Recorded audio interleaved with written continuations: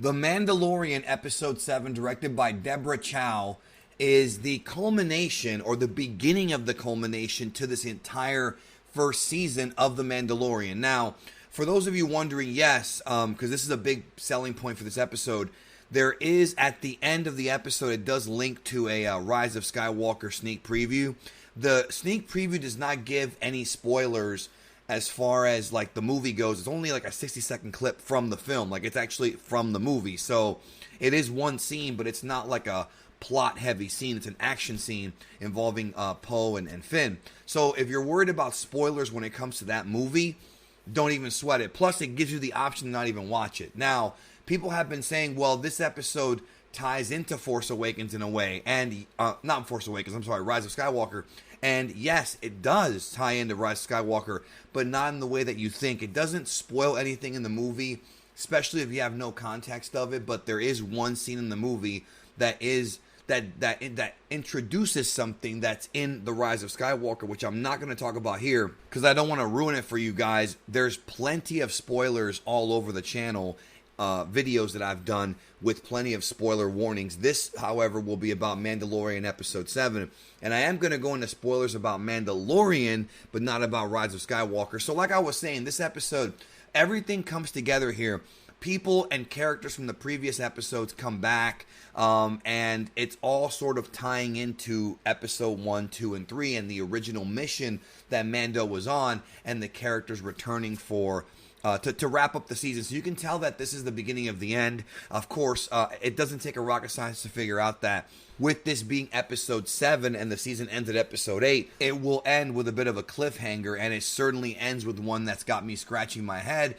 Not in a bad way, though, in an exciting way. I cannot wait for Mandalorian Episode 8. I'm really excited to see where this goes because things are beginning to unravel in a very interesting way. You know, and people have complained about some of the middle season episodes being filler, which is typical for a lot of TV shows, you know, some of the side adventures, and I felt like some of them may have been, but this episode has connective tissue to a lot of previous ones in the season, and ones that people may have thought were filler were actually not. For example, the episode with, I think it was Episode 4 with Gina Carano's character. You know, she's back in this.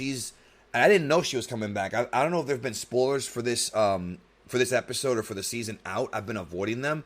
I didn't know she would actually come back and be this much of a recurring character or this much of an important character. And what I found funny is she's having this fight at the beginning of the episode that's pretty much like sort of a galactic MMA fight. And Gina Carano first got famous for being an MMA fighter. Even before Ronda Rousey, Gina Carano was really somebody who was a pioneer in women's MMA. Legitimately, if you study the history of the sport, you know that. And if you don't, now you know. Ronda took it to new heights, but Gina Carano was kind of the first real main event woman fighter. And she had a huge fight with Cyborg. And really, that was the beginning of sort of the rise. And this is years ago, by the way. The rise of women's MMA. And, you know, Gina Carano herself would, of course, go on to do movies. And here she is in The Mandalorian. She's pretty good in it. Plus, we have the return of Carl Weathers' character. And some really interesting twists take place in this episode.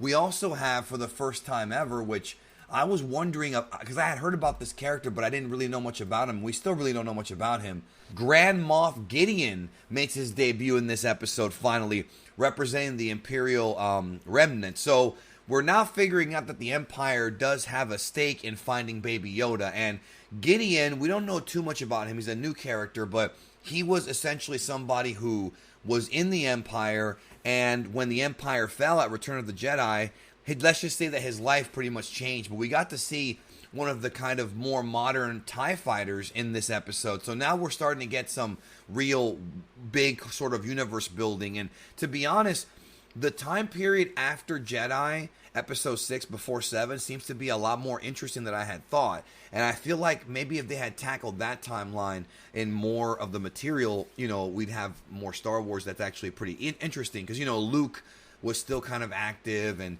I kind of wish we had more of that in TV form. You know, I would love it if they made a Luke Skywalker TV series about his adventures after Jedi. Like, I would love that because Luke's my favorite character, and I don't like what they did with him in Last Jedi. But after Return of the Jedi, having his adventures still being kind of young, and they could do some de-aging or even just make it animated and have Mark Hamill do the voiceover, I'd be alright with that. But anyways, I'm digressing. So Keira Dune is back, like I said, played by Gina Carano, and there's a scene in this episode that I found interesting where Baby Yoda is choking her, and Mando pretty much tries to put a stop to it. I'm wondering if that's a clue about something to come. Like, when I saw Baby Yoda choking her, I'm legit wondering, okay, is she going to eventually betray Mando? Like, does he sense something that others don't? Now, what I did find interesting is later in the episode, basically, Grief comes back and he wants to make a deal with Mando, and he brings some people to the plan is that they're gonna basically go to the original person who made the order to get rid of the child, and the plan is that they're gonna kind of sneak in to make a deal and then take him out. But what was interesting is that earlier in the episode, he gets injured, and Baby Yoda, the child, heals him with the Force, and that of course leads to him sort of having a change of heart, because the child was able to do that and show compassion, and he ends up formulating a plan with the Mandalorian to take out, like I said, the guy who put the order in initially, whoever that may be, which we eventually find out is indeed, Grand Moff Gideon. So, it's interesting because, the performances were all great. I thought that was fine. And the twists in the episode were good as well. I really sort of had this sort of feeling of, who can I trust type thing. And that's what the Mandalorian story is sort of going to be unraveling to, where he's trying to figure out who's actually on his side or who's trying to betray him to get the bounty and get Baby Yoda off of him. And that's going to be his life, I guess, in the foreseeable future. Also, before I forget, I got to mention this. So this is like a 40-minute episode or so, 43 minutes. Not as long as the previous one, but it's a bit longer than the regular ones. I forgot to mention, IG-11 made a surprise return. And, they revealed that he was, of course, reprogrammed by Quill. And that was a great little subversion of expectations there, done correctly, of course, because he's been reprogrammed to not be violent and serve tea, but the Mandalorian has this, this sort of prejudice against droids, and, he talks about how IG-11 was created to be a killing machine, and he's worried about leaving Baby Yoda around him, but Quill makes a really good point. He's like, look, droids aren't good or bad, it's whatever we program them to be, which is interesting because it makes you wonder about characters like R2-D2 and C-3PO, because I feel like they have a consciousness, even 3PO gets emotional, and exhibits fear, and, R2-D2 gets bravery and courageousness.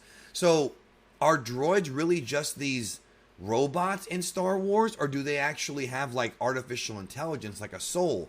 And I've always thought it was a soul, but the way that he talks about it here makes me wonder, like, I guess you can reprogram a droid, but is there like a threshold? It's a kind of an interesting thing to think about, but Mando is basically saying, I disagree with you on that, and he has a good point, but again, it does come off like he's prejudiced against droids, and I feel like at some point, whether it be next episode or next season, he'll probably have some kind of arc where we either find out why he hates droids so much, or he ends up coming around to droids, But it was cool seeing him there again. The shocking death of Quill, to me, was kind of interesting, too. He gets slaughtered, and the stormtroopers take Baby Yoda for the big cliffhanger. So the way things are set up now in Chapter 7 is basically Grand Moff Gideon is here, and he's angry. He wants the child, and he still doesn't tell us why. Like, they haven't revealed why. It could be, of course, because they want to train him up to be in the First Order. If they're already beginning sort of the siege for the First Order now, I feel like it's still a few years before the First Order actually comes into power. But who knows what kind of secret mission he might be on? And of course, Mando's not going to give him up. But I love the scene where they show like the Dark Troopers, and then they show like the Stormtroopers. Like, it was a great shot. Like, that was a really well set up shot.